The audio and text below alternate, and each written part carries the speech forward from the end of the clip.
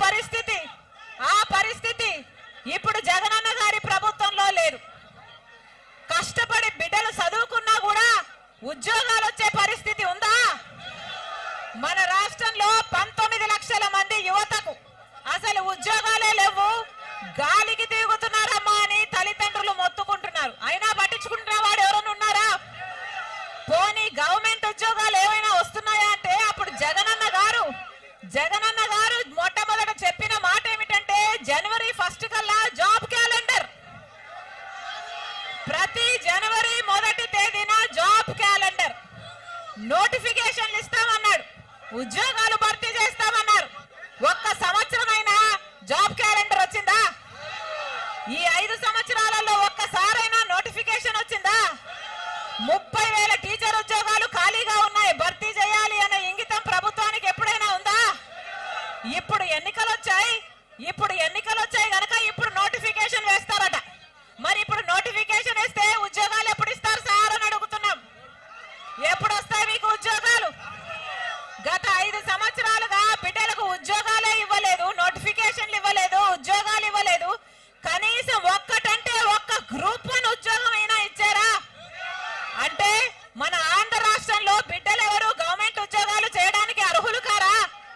ఎవరైనా గ్రూప్ 1 ఉద్యోగం చేయడానికి అర్హులు కారా? ఏ స్థాయికి దించేశారు? వైన్ షాపు గట ఎక్కడైనా అభివృద్ధి కనిపిస్తుందా? ఇది గుంటూరా, గుంటలూరా? గుంటూరేనా? నాకెక్కడా గుంటూరు కనిపించేది. ఎక్కడ చూసినా గుంటలే ఉన్నాయి. గుంటలూరు కాబోలు పేరు మార్చేశారేమో అనుకున్నా. గుంటలూరా?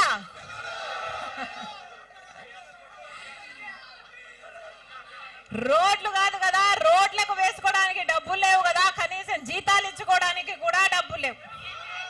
పొద్దున తిరుపూరు నుంచి ఒక అన్న వచ్చాడు, అమ్మా నా కొడుకు ఉద్యోగం చేస్తున్నాడు, ప్రభుత్వ ఉద్యోగం, కానీ 13 నెలలైందమ్మా జీతం ఇచ్చి. నా కొడుక్కి అసలు 13 నెలల నుంచి జీతమే లేదు తల్లి.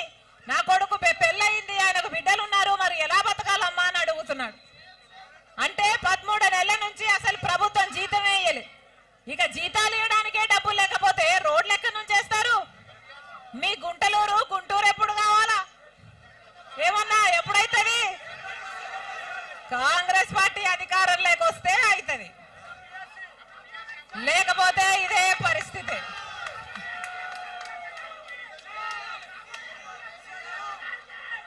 మొత్తం దక్షిణ భారతదేశంలో ఏ రాష్ట్రంలో మెట్రో లేదు అంటే ఆంధ్రప్రదేశ్లో మెట్రో లేదు.